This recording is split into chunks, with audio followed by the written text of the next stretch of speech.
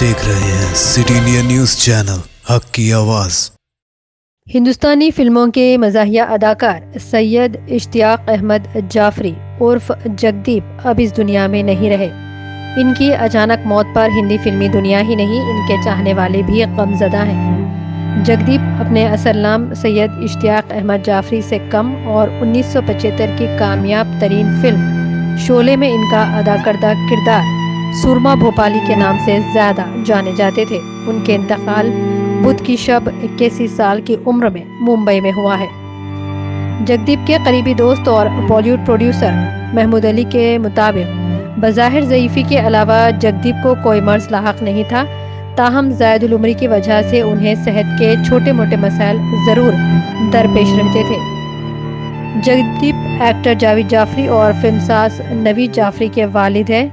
इन्होंने अपनी फिल्मी सफ़र में करीब 400 फिल्मों में अदाकारी की है, लेकिन सबसे ज़्यादा जो किरदार से इन्हें शोहरत मिली थी वो था सन 1975 में रिलीज़ होने वाली मेगा हिट फिल्म शोले का, जिसमें इन्होंने सुरमा भोपाली का किरदार अदा किया था।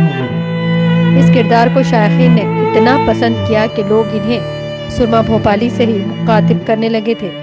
सुरमा भोपाली की शोहरत के सबब ही जगदीप ने इसी नाम से एक फिल्म भी डायरेक्ट की थी, लेकिन वो कामयाब ना हो पाई। ताहम फिल्म पुराना मंदिर, अंदाज अपना अपना उनकी कामयाब फिल्में थी। अंदाज अपना अपना में इन्होंने सलमा खान के वालिद का किरदार अदा किया था। जगदीप की मौत पर बॉलीवुड ही नहीं, कई सियासी और समाजी शख्सियतों ने सोशल मीडिया के जरिए इन्हें खराज अकीदत पेश किया है।